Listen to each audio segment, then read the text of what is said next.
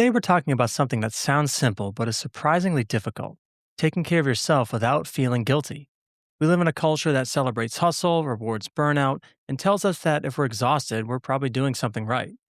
But what if working harder isn't always the answer? What if the real skill is learning your own rhythm instead of forcing someone else's? Today, we have an expert in traditional East Asian medicine and holistic behavioral change. She helps leaders and professionals reconnect with themselves, not by adding more to their to do list, but by helping them recognize the patterns, habits, and rhythms that allow them to thrive. In our conversation, we explore the difference between Eastern and Western approaches to work, why shame often masquerades as discipline, how to build trust in your own process, and why your life, much like music, needs rhythm instead of constant volume. Let's roll right in. All right. Welcome to the Work Sucks, but I Like It podcast. Today we have Dr. Holly Battrum. She's a guide for leaders blending traditional East Asian medicine, something she calls team, with holistic behavioral change. This work, as Holly puts it, isn't about fixing anyone. It's about helping people remember how to care for themselves. Holly, welcome to the show. Thank you so much for having me. I'm looking forward to our conversation. No, I love it. So, Holly, define work for us today. Work for me is a blend of helping people, getting to be a lifelong student, and obviously it has its moments, but for the most part, I'm like, I can't believe this is what I actually get to do for my job. So yeah. So you said something that I kind of want to dive into. So you said lifelong student, right? So I feel like in this culture, you said you're from Kansas, I'm from New Hampshire here, so we live in the United States, that the traditional song and dance, right, is get a degree, get a job, get married, right? Those aren't bad things. Mhm. Why is it so important to be a lifelong student and not just stop reading books at college? Oh yeah, man. Well, you're kind of asking. I'm actually from Canada originally and Oh, moved to the States, so I grew up in a little bit of a different culture, I think. But I honestly, it's across the board, right? We reward people for these milestones, and then it's like a checkbox. And I personally love just pushing the limit, learning more, understanding more, and I think that to me is where we find the coolness of individuals, of groups of people, all of that. If we just stop, if we learn for the sake of ending something or gaining something, um, and we're done, like that to me, it's just not that fun.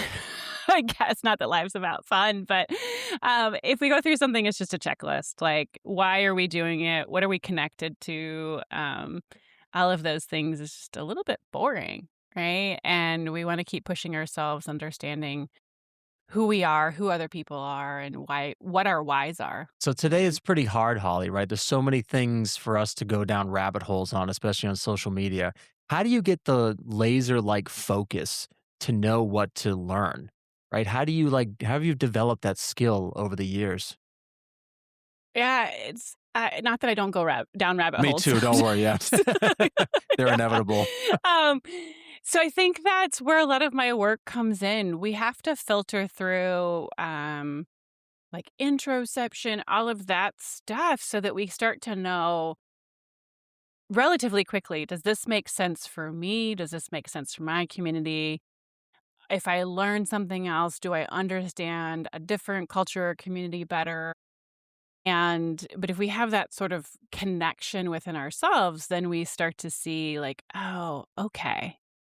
That may be an awesome idea, but it doesn't align. So let me just shift over here and let me keep deep diving somewhere else. So I fell into what I did in a lot of senses, but I think it was pretty driven. But now I get to sit there and figure out what lens am I looking at things with and which lens do I want to use. Love that. So talk to us, Holly, about this acronym team. I love that. Thank you. I can't take credit for it, but you've probably heard of traditional Chinese medicine.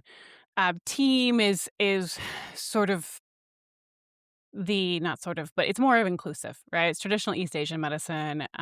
Obviously, there's many of us who are practicing without family roots, without all of this stuff. And so we want to come in and say, how do we understand that it's not just Chinese, it's Korean, it's Japanese, there's different lineages and all of that. So team is where the communities that I work in a lot have kind of landed on how can we do that. But it is super fun because also then it's team, right? Like I'm a guide, I'm part of your team. And that's what I love about it, right?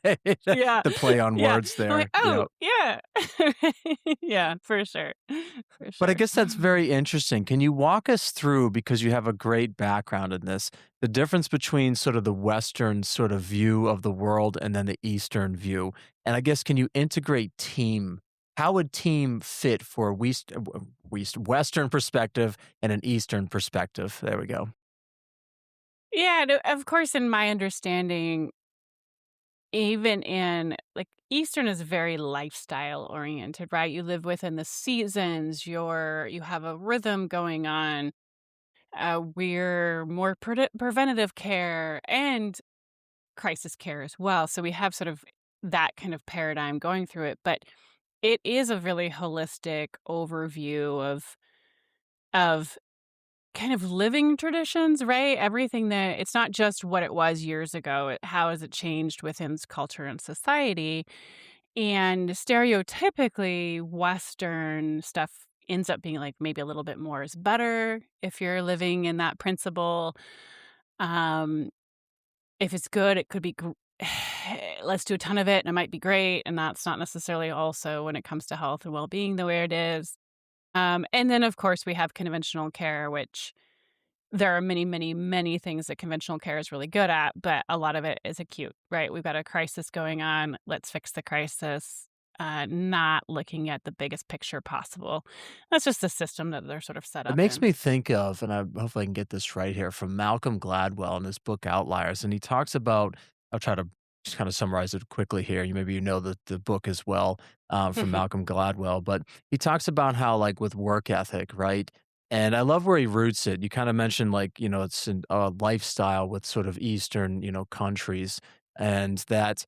When I think of the West, right, especially in the United States, have seasons. I believe, Kansas has seasons as well. We plant in the spring, we grow in the summer, we harvest in the fall, and we sit on our butts in the winter, right? And Malcolm kind of makes the claim in his book that it's like, okay, when you look at the farming lifestyle in sort of like, where they're, making rice in, India and Asia or wherever, that it's year round, right? You're tending to the rice paddies year round. And so there's a different sort of work ethic built into the culture. Can you kinda talk about, because Mhm. again, I love your stance of, like, seeing the Eastern and the Western side. We're in a hustle culture today. So what is your advice for people in the West to how should we be seeing work today? What should our work ethic look like today? So I'm big on rhythms, Mm. right? Like you, and I'm certainly not the person that says you can't go, go, go. Um, but how are you replenishing in that component with the hustle culture? And then seasonally, that would change in Eastern medicine. So you would be up later, up earlier in the summer. The winter is a little bit more nourishing, right? So you might not be fighting the new like the go go go in the winter season. You need to um hibernate a little bit more because we kind of want to live within the seasons as much as possible. Obviously that becomes pretty challenging in modern day culture. You can't maybe tell your boss that you're not going to come in until the Yeah, right, right. oh no, my life does not say I don't want to come in until 10 in the winter, but in the summer I'll be there at 7. Love that. And then, of course, within the individual, right? So everybody has circadian rhythms, but like, are you somebody that's more productive at certain times of the day? Should you be eating more in the morning, or should you be actually eating more in the evening, based on what kind of like rhythm that you have individually as well? So it. I do know that book, and I don't remember that too. But I think the cool thing is to look at things differently, right? And say, hey, I'm trying to hustle through this and I wanna push the launch of a project at a certain time, and it's becoming really resistant, and I'm having to work very, very hard at that, and then you can say, "Hey, wait a second. Is that actually the right place to put that launch in? Or if I have the flexibility, can I more align that with the season that makes sense for that big grand So gesture?" as a drummer, Holly, you mentioned the word rhythm. And I guess, like, I look at people as having a song and dance. Describe to us, like, what rhythm should look and feel like for someone throughout their day. So, I love that because I'm always thinking about people, they have a pulse, Ah, right? yes. And I'm a baby drummer. I don't know much about drumming, but I have a couple hand drums and I Still think about drumming? that too. So I think I yeah, I Still know. I drumming? just need to do it more. Yeah. Um, I think the thing is it's all gonna look a little differently for us, for each one of us, right? My rhythm is gonna be different than your rhythm, and it's gonna depend on what external factors you have in there. And so, my big example of this is when we look at health and well-being as sort of this concrete authoritarian, this is the only way to do this, and it isn't working, then we wanna look at something as a little bit more abstract authoritarian, right? Like, are you really is getting up in the morning and getting I think it's Gary Brecka, but he's got the big, like, 30 grams of protein and 30 minutes of exercise, which is waking up at 30 within 30 minutes of waking up, and it's not necessarily a bad thing, but that just might not fit with your rhythm, right? And so if you're kind of getting extra stressed out about trying to accomplish something like that in the name of health, then let's revisit what the rhythm actually makes sense for you. So one things we talk about on the show, Holly, as you know, is that success is not a matter of good luck, it's good skills. If you were to say to get this rhythm, what is the one skill people should be developing to find their sort of rhythm, their pulse, if you will? Yeah. Listening to themselves, right? Because we have to be able to integrate the information that we have learned. Right? First, we learn with our minds, then we listen with our hands, and then we learn with our hearts. And often we just stop at our mind and then we think we know it. And then we're like, well, yeah, we know that, but we don't do it. Right? And so is kind of the skill is really trying something, learning the difference between discipline, shame, and trust, and then assessing, adjusting, trying, assessing, adjusting. I don't think we're gonna get it at the very beginning. I think it takes a little bit sometimes to see. For example, like you might decide, okay, based on my schedule, I'm gonna do all of this between 12 and 2, right? A lot of us block our time. And every day we struggle between 12 and 2 to accomplish that. And we think we should be able to do that. And maybe we're actually going to be, a 9 to 10 person or a 9 to 11 person because of our circadian rhythm. And is there anything that we can do to change that? And start to like make it make sense for us. And then, of course, like, oh, maybe we need to look at something else. Like, is there a food intolerance in there? Is there this or is there that?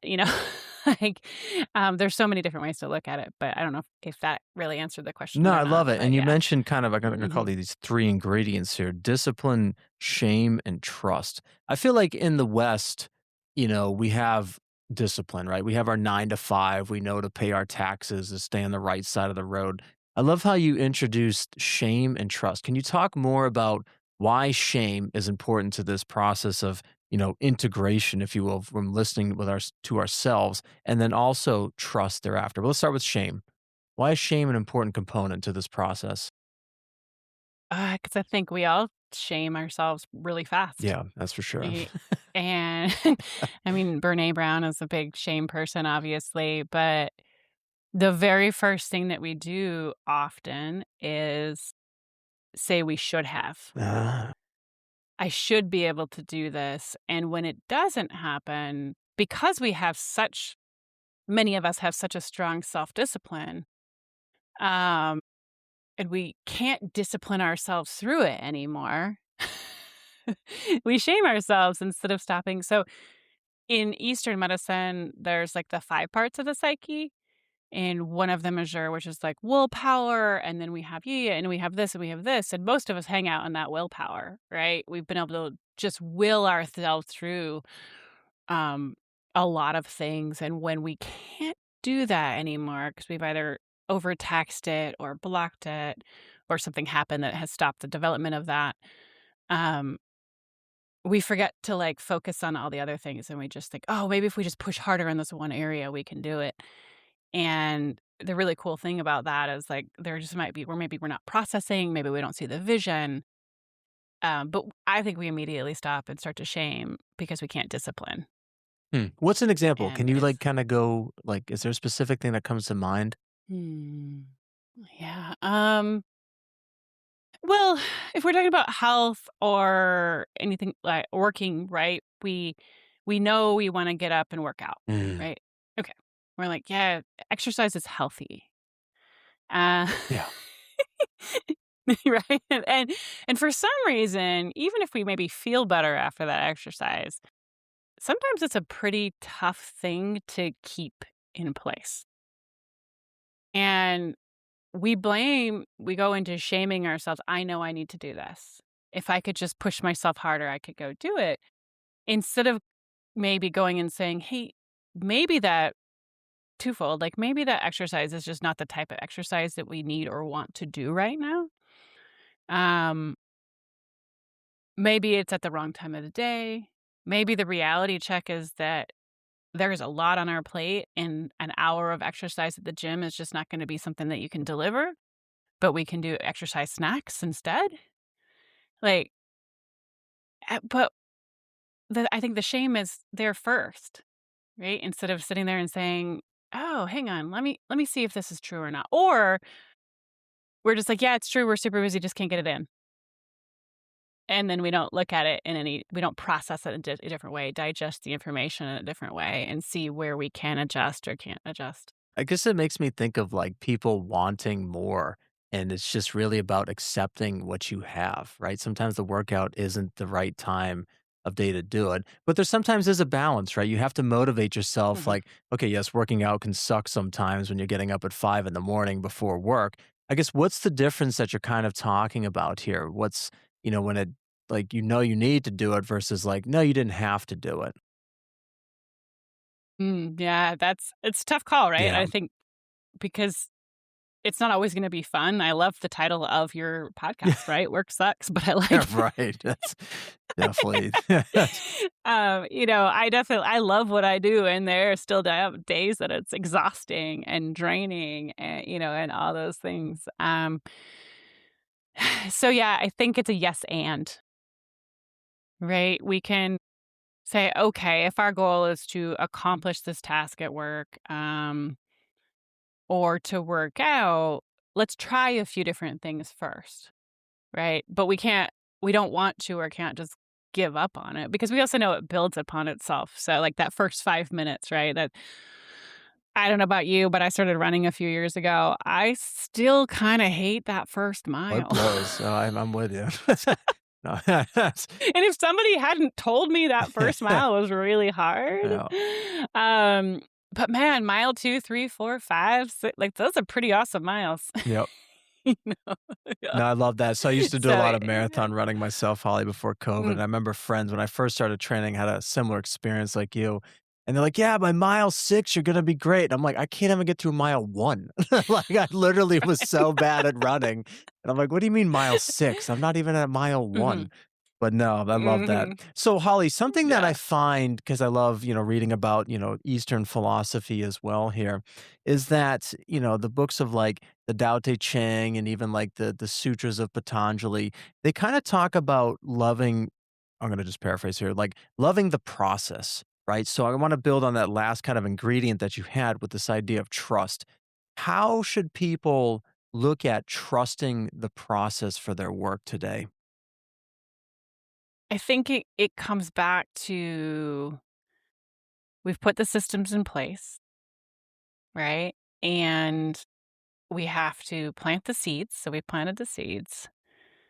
And, when a plant grows, the roots grow first. We don't see that growth, right? So you have to have enough root to support the growth on top of the soil, right? It has to be, somebody could probably tell me the exact measurement of that, but there has to be enough root to support the plant.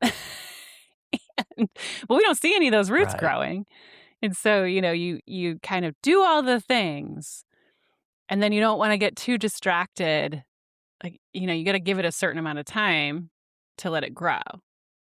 Now, that's some of that adaptation where you're like, okay, have I given it enough time and it's still not working and I need to give it different food or, all of those things. But the trust is there because I think we can go forward with projects and tasks and goals and passions and not the fun part is not seeing the end result, right?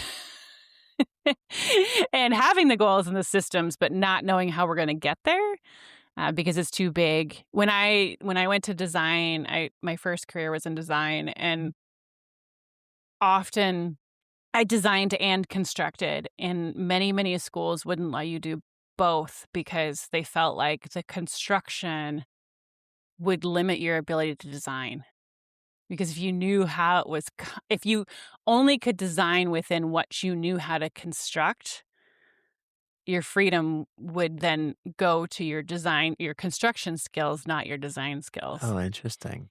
Okay. So the trust kind of comes into that spot, right? Because we might have this beautiful idea, but we don't know how we're going to get there. Mm. But we still have to check in with the systems and the mini goals and all of those things. So, So I love that. So I want you to kind of like run with this here and let's explore the scenario. So say we have a 9 to 5 person. They're working towards, retirement and, they've built the roots, if you will, right? They've got this steady job, mhm. their paycheck, they're doing their work.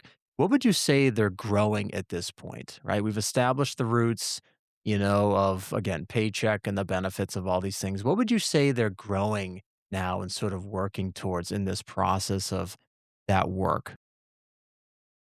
So yeah, twofold. It could be expanding that work, right? Like maybe you keep learning to see how to apply those skills differently.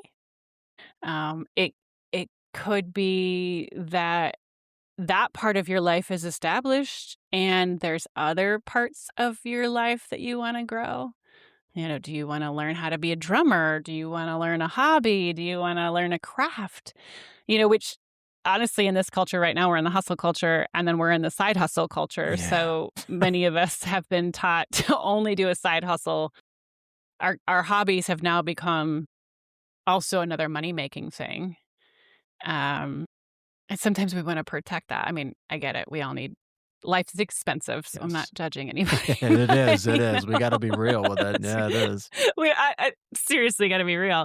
But are there, if this is your sort of if you're established and your roots are grown, but maybe you want to start growing a blue flower instead of a red flower, and you want to start thinking about how would you use all these skill sets differently. Are you a big one that I see, are you protecting your health? Like, are you going to have the health when you go to retire? Um, are you doing the life work, right? Are we still building friendships, relationships? Many times isolation happens as we get older, because I think it's because we've put so much time into our 9 to 5s. We've created a lot of companies they get priority over who we are, what we do, and, then they don't deliver back, which they don't really owe anybody anything, but we forgot that, right? We we think if we give them everything, they're gonna give us back something, and so that would be what I would say is, like, what does that look like holistically as a whole picture outside of work, in work? Do we adapt? Do we change for fun? You know, No, I love and this. I mean, kinda it see where ties that back to goes. what we kind of introduced you with was that, you're trying to get people to remember how to care for themselves. Why do you think we've gone astray from that today? Like, it seems such a ridiculous question, but why is that? When you wanna care for yourself? Oh, yeah. I mean, you would. You're right. It is our most valuable asset. Um, I think it's the most easy thing to let go of because a lot of our lives have been taught that it's selfish, for caring for ourselves versus caring for others. And even though it's true, like you can't pour from an empty cup, it almost seems like frivolous to say that. Uh, so I think martyrdom Mhm. is kind of normalized. Um, it at every level of culture, in work culture and things like that, where we have sort of this acceptance, but you wouldn't do it. The funny thing is you don't do it to your car, right? You take your car in for an oil Yeah, change. right. Right, It's right. so easy for us to look at the other things. But what happens is we've pushed and we've pushed and we've pushed. And we had to get through stuff. And our bodies are amazing. The neuroplasticity of our brain, how our bodies function, how they cheat to get us through something is great. I mean, it's really cool, actually. It is, it is, I agree. But if we never give it time to reset or to recreate, so we create what we call these like latency patterns, and we're holding that spot in place and we're holding it, we're holding it, holding it. And it takes so much energy over time that it starts to be too much energy. And so now we're in a space where we're like, oh God, it's going to take us a lot to, it's taking us so much energy to hold that pattern in place. We don't have as much function anymore to think about changing that pattern. And it's uncomfortable, right? Like we treat introspection, we treat reconnection, we treat listen to ourselves as like this light and fluffy, like Yes. fun thing. Right, right, right, right. Yeah. What, right? Yeah. And So I'm true. sorry, like it can be uncomfortable as some choice words, Yeah. right? And it has to be in a safe space and it can take a lot of time. And so, honestly, we've become potentially addicted to feeling a certain way. Mm. And even if that's not the longevity way to feel, that's where we're comfortable. What do you think of the And so, phones? I'm gonna interject now. oh, yeah, the phones, With our phones yeah, are, yeah. You can see where I'm trying to link this up here. It's oh, yeah. I mean, we're not computers. I think honestly, gonna misquote, it's Stolen Focus. I think is it James Nestor that wrote that book? He's probably gonna be like, "No, that wasn't my book. My book was the other one." But, anyway, great book, but he talks a lot about we can only put a certain amount of information in our brain, yeah, no, for sure. and we are not computers. And a lot of us, I mean, I after I read that book, I stopped, like, listening to podcasts when I mowed the lawn. I still listen to podcasts, but, I was I gotcha. always doing it for the good, you know? And then it wasn't giving my brain time to reset. I wasn't giving myself time to think. It creates a lot of time, to kinda figure that out, and sometimes and then so that's one problem. I think the other issue is that we love grand gestures, right? That's the Western way Yeah. of thinking, I like and that expression, actually, s grand gestures. oh, That's hilarious. grand gestures, right? So then when you go to say, "Oh, let's talk about mindfulness and meditation," what's the first thing that you think about you have to do? Like, can you think I mean, I know you have a practice, but what do you generally think about when you think about, like, So is mindfulness? that a question to me? That's a Oh, question for sorry. you if you wanna No, answer I'm it, not yeah. being mindful here and present. Yeah. I mean, I guess, like, if I were to put myself in, like, I teach yoga and I say, talk about Mhm. mindfulness, people immediately think, like, "Oh, sitting in lotus with incense burning, and I need to clear my thoughts." Yeah. It's like it's Exactly. like, that's go ahead. Yeah, no, and I love that you say that too because it's like and then, like, if we can be a monk for the first time and probably sit on the side of a mountain, there we are. Right, And right, and then we were like, "Well, I can't meditate. I don't know how to do that." And it's like, "Did you start at 3 hours?"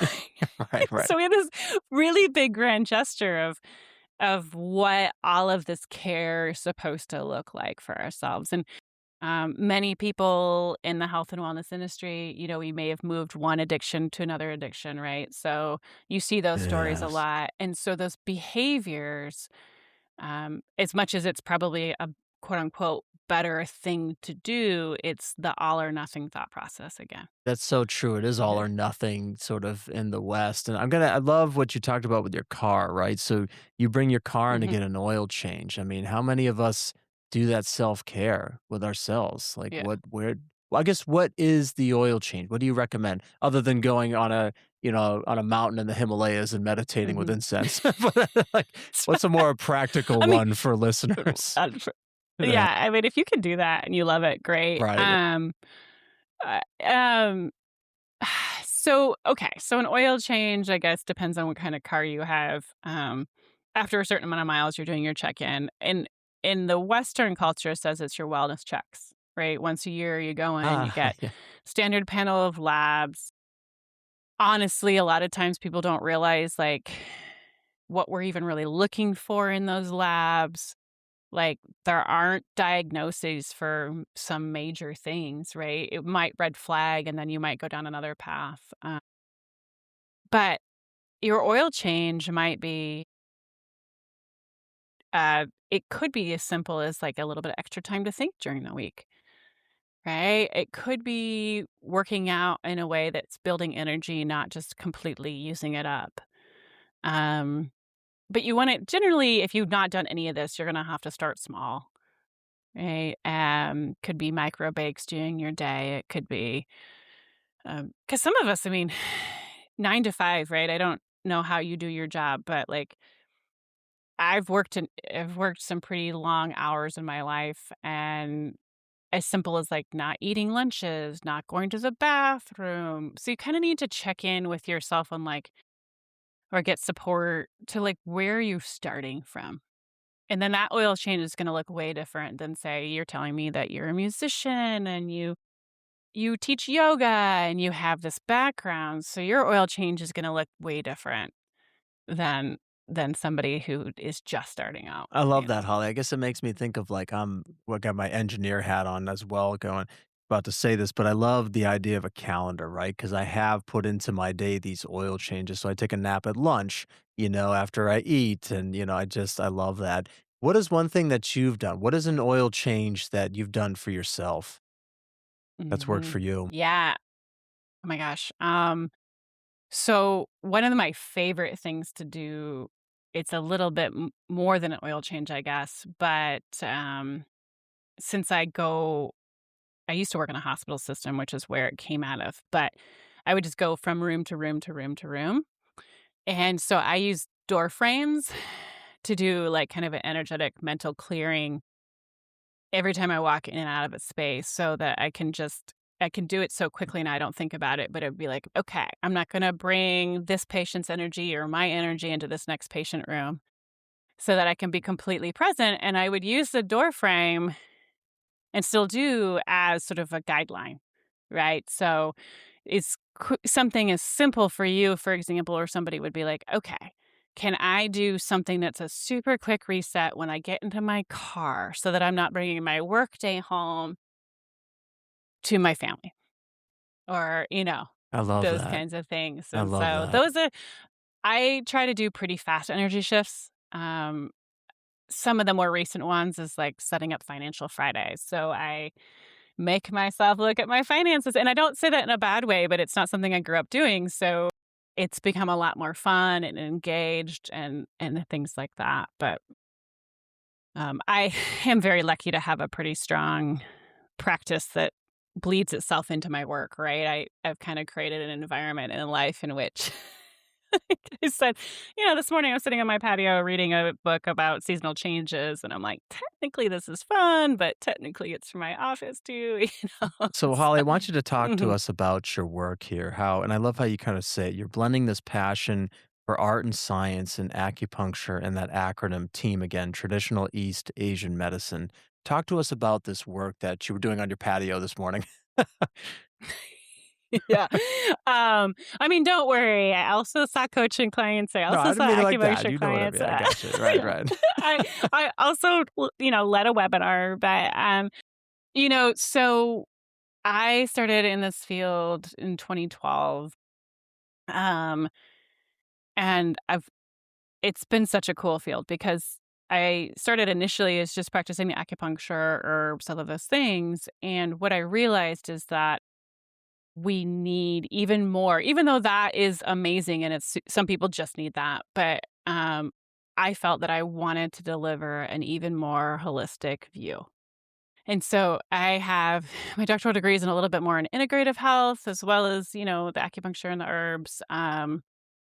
And so now I can look at people, I can help people with their lifestyle. I kind of combine health and life coaching and really just, like, I kinda say, get nosy in people's lives and see and the biggest thing I see is that we get so close to everything. We need guidance, including myself, to see where we can make changes, see the successes that we have had, right? A lot of times we still beat ourselves up for, like, oh, we're not getting anywhere. And it's like, oh, there's so much success you've already had. Um, and so I kind of created this, what I call rhythm, not balance programming there. And then I also do workplace well-being. So since we spend so much time at work, I was like, "Oh my gosh, we're asking people to then go home and do all these things to keep ourselves healthy for work in our lives in their life space. And what can companies offer to people that we can integrate successfully into their workday as well?" Cool. I love that. So I we hear a lot about coaches on this show, Holly. And again, I want to draw upon your sort of Eastern, background here. Mhm. What is the difference for you between a coach and a guru? Oh, yeah. I'm not a huge guru person. That makes two of us. Okay, good. So I don't wanna offend anyone. Yeah. All Um, right. Ideally, at least when I work as a quote unquote a coach, and I really do use mostly all my TCM or TCTA and my team stuff within that system. Right? And then of course I have like some of that Western behavioral change philosophy and things in there. But um, gurus take our power. Mm. And to me, as a coach, I am a guide alongside of you. Why do you And say I that with a want guru? I'm just curious. Because there's great ones out there. But I found that I want, for myself personally, I want to be able to question, and in some aspects, in a kind way, like what I'm learning, because it needs to be. And I see this with my patients. All of this information could be good and could be helpful, but maybe still not for you. Uh, And you need to be able to assess that and align it with how we're doing it. And if it doesn't align with you, it's not helpful. And sort of the guru experiences I've had, they're teaching their philosophy, their concrete authoritarian stuff, and it's all or nothing. I totally agree. I'm laughing because I just agree with that, and I love how you said that.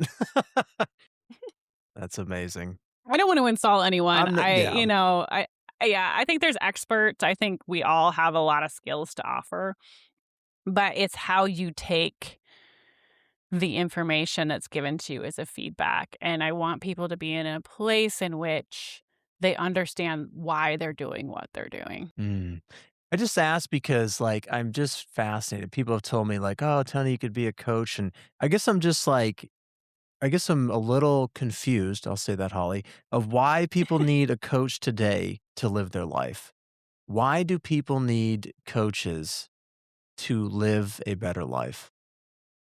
I think it's the feedback, right? And it's to me, it's because we think we all know what we need to do, but we're still may or may not be doing it. So some people need it more for accountability. People need it more for understanding.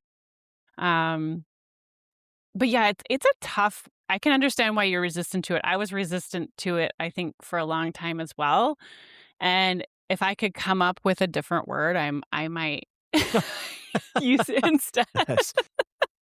You find one, I'll definitely give you And, the credit. yeah, and I don't say that because there's so many amazing people that are helping people, but Yeah, I gotcha. um, there's a lot of, and we see this in consultants as well. Like, there's a lot of people who are like, "Oh, I can do this, therefore I can share how to do it," which may not be untrue, but there's just so much more to this process of actually guiding people, I think.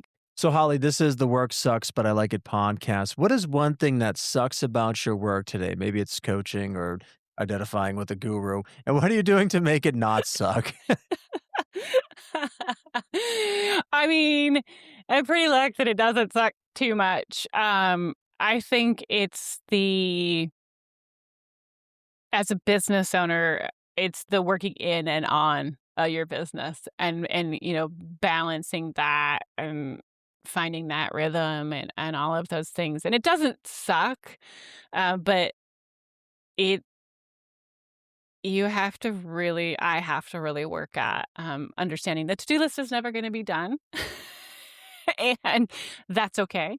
I mean, I can still create space for other things in my life as well, so I love that, Holly. If listeners want to mhm. learn more about your work and see more of this team acronym in action, where's a good place for them to land? They can land on my website. It's just it's showcourt.com. I'm on LinkedIn and Holly Battrum on my Instagram. I've got some fun webinars coming up and different ways that people can kind of gather some more information and tiptoe into it. So it's a lot of fun. Awesome. Holly, it's been Mhm. a pleasure having you on the show. Thank you so much. Thank you so much for having me. I really enjoyed our conversation. One of my favorite ideas from today's conversation was that success isn't about pushing harder all the time. It's about knowing when to push, when to recover, and learning to trust your own rhythm. Holly reminded us that just like we schedule oil changes for our cars, we need regular maintenance for ourselves. Those moments don't have to be dramatic. Sometimes they're as simple as taking a breath before walking into the next meeting, leaving work at work, or giving yourself permission to slow down long enough to think. Because work isn't meant to consume your entire identity, it's one part of a meaningful life. Until next time, remember success isn't a matter of good luck, it's good skills. Keep learning, keep growing, and keep finding work that's worth doing, finding that rhythm, your song and dance. I'll see you next time on Work Sucks, but I Like It.